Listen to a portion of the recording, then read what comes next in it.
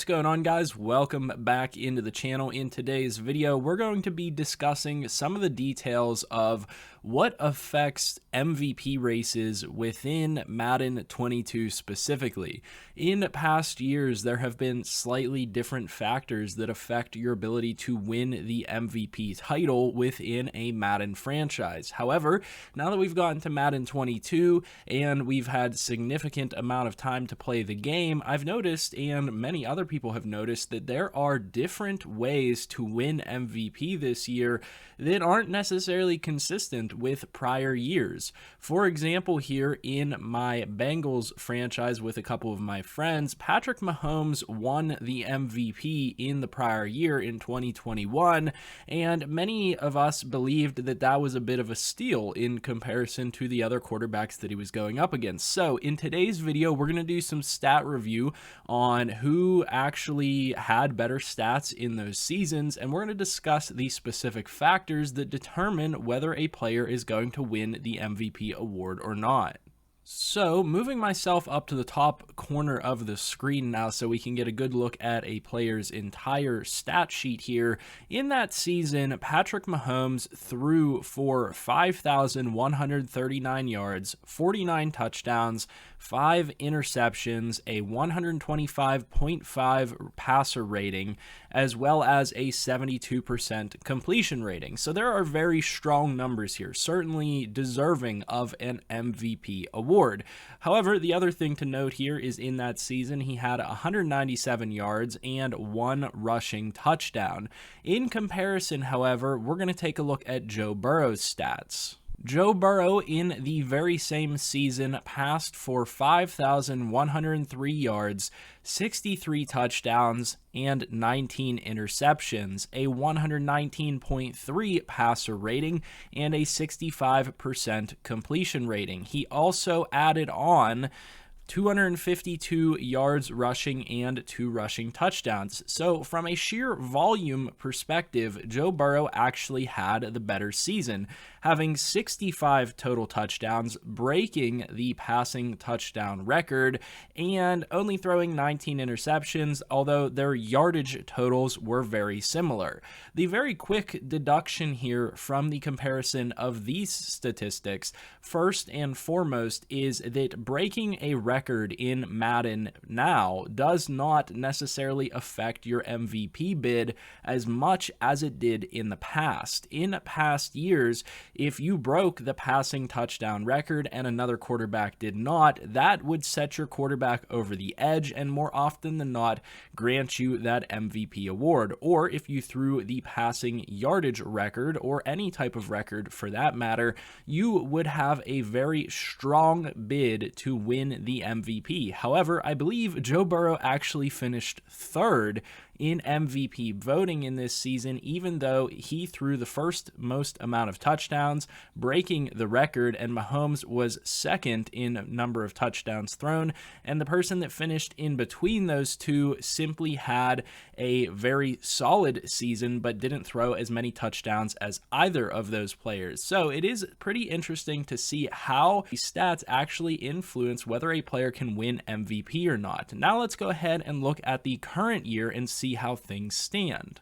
As we take a look at the current year, Joe Burrow sits with 5,800 passing yards, 55 touchdowns, and only 12 interceptions. He has a passer rating of 143.9. I apologize for bouncing around the screen so much here, but I'm trying to find the best location so I'm not covering up too much. And looking at the current year's totals for stats, Joe Burrow has passed for 5,836 yards, 55 touchdowns, and 12 interceptions. That's good enough for a 74% completion percentage as well, and a 143.9 passer rating. That is as good as it pretty much can possibly get. That's very close to a perfect passer rating, and nobody else is really even close to that. However, the Quarterbacks that are just below that in terms of statistics, we have Deshaun Watson, who has thrown 48 touchdowns for 5,300 yards. Justin Fields at 53 touchdowns, 5,300 yards. Aaron Rodgers is in the conversation. Patrick Mahomes in the conversation as always. Jacoby Brissett down here with a very solid season. And then Daniel Jones with 60 touchdowns, 28 interceptions, and 5,000 yards. So taking a look at the MVP race, we have number 1, Joe Burrow. Number 2, Daniel Jones. He did actually jump up the board. Number 3, Patrick Mahomes, who was actually pretty far down the board as well and didn't have that crazy of a stat line. Then we have Justin Fields. Then we have a couple of running backs mixed in. Lamar Jackson is here, who didn't even show up on any of the leading stats for that position. Jacoby Brissett, Matt Stafford, Dak Prescott, and then again another running back. So when we take a look at these players on the board, specifically the oddities that we didn't mention or we didn't really look at before in guys like Justin Fields, Lamar Jackson, Jacoby Brissett, and Matt Stafford, we have to kind of figure out what's going on with their stats that is putting them above the other quarterbacks that had statistically potentially better seasons. So as we scroll down this list, we'll talk about Patrick Mahomes, who only threw 13 interceptions, Jacoby Brissett, who only threw 11, as well as quarterbacks further down this list like Lamar Jackson, who threw 36 touchdowns to 5 interceptions. And then we go all the way down to Matthew Stafford, who threw 37 touchdowns and 9 interceptions. I want to sort by passer rating to show you guys how these things shake up. So Joe Burrow at the top, and then we have actual starting quarterbacks in Lamar Jackson, who was near the top at 122, Jacoby Brissett at 115, Patrick Mahomes at 111, Daniel Jones at 111, and then we get to some of the other quarterbacks that weren't necessarily in the conversation, such as Justin Herbert, and then we get to Dak Prescott and Justin Fields, who were in the conversation. So some interesting things that I'm starting to see a correlation between.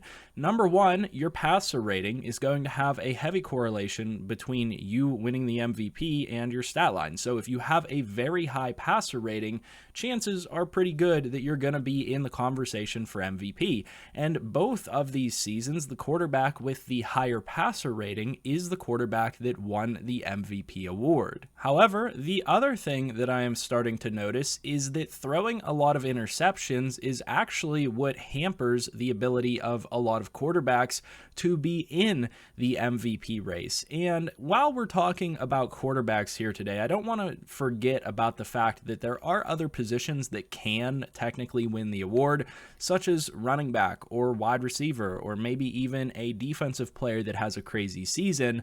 It's just highly unlikely because of how many passing yards and how many touchdowns these quarterbacks actually throw. So I have yet to be in a franchise where a quarterback did not win the MVP for that season. So the factor for a running back or another position to win MVP would have to be an absolute demolition of a record-breaking season. I mean, just absolutely blowing records out of the water for that position, and maybe even getting weekly records and things of that nature over and over and over again.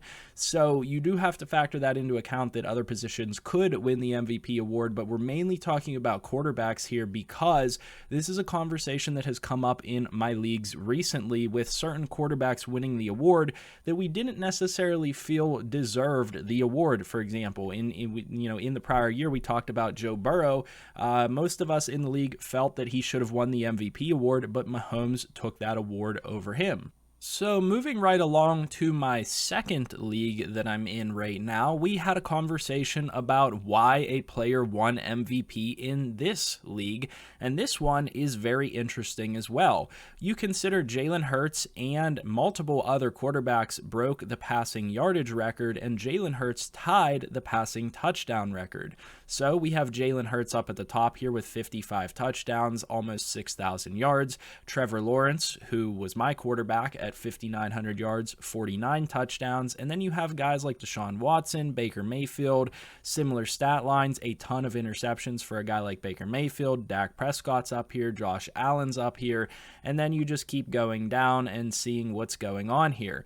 The interesting thing is, though, for a long time, rushing touchdowns could be utilized for a quarterback in order to influence their MVP bid. So let's go ahead and take a look at who is actually leading this league for MVP and is going to win the MVP. It's actually Justin Fields above all of those other players. In fact, Justin Fields is at the first spot, Jalen Hurts is at the second spot, Kyler Murray is at the third spot, and Trevor Lawrence, who was the second quarterback on that list, who had very similar numbers to Hurts and even better rushing numbers than Hurts, is all the way down at the number 6 spot on the MVP list, below some of these running backs that are having phenomenal seasons with a lot of touchdowns and good receiving contributions. So what is affecting that? We were talking about some of the rushing numbers of these quarterbacks. However, what I want to focus on is that the rushing numbers of these quarterbacks are actually pretty similar. So Trevor Lawrence has 233 rushing yards and 9 rushing touchdowns. Jalen Hurts did have significantly more rushing yards and rushing touchdowns than Lawrence, so it does make sense that there is a bit of a gap between those two at 729 rushing yards and 13 rushing touchdowns. Kyler Murray came in at 552 yards and 8 rushing touchdowns. And finally, Justin Fields did break 1,000 yards and 12 rushing touchdowns. So you might think that the rushing stats are playing a heavy factor into this. And I would agree that the rushing stats are probably playing a major factor into this and where these quarterbacks are falling on the list. However, the thing that I will argue is the most important for these quarterbacks whenever we're talking about who is actually on the MVP list here is a lack of interceptions. So one of the things to look at is Jalen Hurts threw 27 interceptions, Trevor Lawrence threw 26, and some of these quarterbacks that weren't even on the list threw 38 and 49, so they didn't make it onto the list because their touchdown to interception ratio was so bad. However, quarterbacks like Josh Allen made the list with 47 and 16. Patrick Mahomes made it with 46 and 17. Justin Fields won MVP with 44 and 7. We have to talk about the touchdown to interception ratio because I believe that is one of the main factors that is causing players to get on the MVP list and potentially win MVP. Joe Burrow with 42 and 8, Kyler Murray with 37 and 10, and then we also had Lamar Jackson on the list, I believe, with 33 and 12, if I'm not mistaken. So, if you want to be in contention for the MVP race in a franchise, it is looking like the best way to do that is to have at least a 3-to-1 touchdown to interception ratio or 4-to-1 touchdown to interception ratio, because when we take a look at Justin Fields, for example, he has a crazy touchdown to interception ratio in comparison to the rest of the league, and that is definitely positively influencing his passer rating and his ability to win MVP. Whenever we sort by passer rating, we have Justin Fields at the top, Joe Burrow a good 15 passer rating points below Justin Fields, and then the rest of the quarterbacks in the NFL significantly below that. That is going to be the main way to win MVP and the main factor that influences it. Like I said, however, your rushing totals and rushing yards are also going to play a part now that these quarterbacks are all so mobile. So whenever we sort by quarterback, some of the top quarterbacks in the league are going to be the ones that have top rushing yards, some of the top quarterbacks in terms of MVP anyway.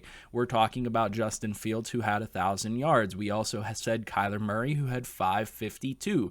Lamar Jackson had 731. Jalen Hurts had 729. And all of these guys had a significant amount of rushing touchdowns.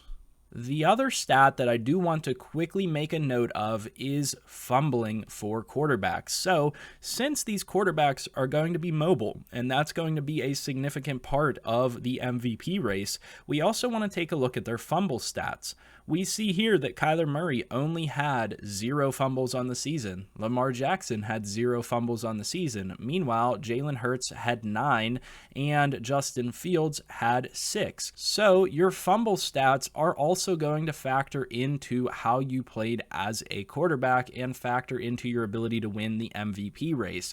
Generally speaking, what I want to break this down to is your touchdown to turnover ratio is going to be by far the most important thing that is going to factor into you winning an MVP race. If you have a 4-to-1 or 5-to-1 touchdown to turnover ratio, you're going to be setting yourself up for a very good MVP bid, and then it's going to boil down to who had the better statistics in terms of total yards, total touchdowns, and things of that nature. Just simply throwing the most amount of touchdowns is not going to get it done. Just simply breaking a passing record or two is not going to get the job done anymore. In Madden 22, there are more factors that are being taken into account and different factors that are being taken into account. Whenever you consider the fact that Justin Fields is going to win MVP and he is this far down on the list, you really have to start thinking about the fact that, oh, well, maybe the total yardage and the total touchdowns isn't exactly what is going to win MVP. Instead, it's your overall performance and your ability to score while not turning the football over. So I wanted to make this video because I believe this is an extremely intriguing topic, and it's come up in both of my major franchises right now because certain quarterbacks are winning the award that we didn't think were going to win the award, and we're finding it really difficult to beat them out for the lead in those awards. And, you take a look at these award lists and you think, I wonder why that guy's on there. Lamar Jackson, for example, who was very far down on the yardage totals, ended up at number 8 on this list. Some really interesting things are happening in Madden 22, and I definitely wanted to hold a discussion video and talk about some of the points that you could use to, help increase your chances of winning an MVP award. As we all know, winning awards and things of that nature are going to help increase your player's development, increase your XP, and you definitely want to have the best chance at doing those things that you possibly can in franchise mode. So hopefully you found the information and the discussion topic of this video useful. If you did, leave a like down below, comment with what you guys are thinking. Have you seen similar results? Have you seen different results? Is there a specific factor that you have locked onto in your franchises that allows you to capitalize on an MVP award or something of that nature? If that's the case, leave it in the comment section down below so everybody can see it, and we would all love to have that information. With all that being said, like I said, like, comment, subscribe. I'll see you guys in the next video, and I hope you guys have a good one.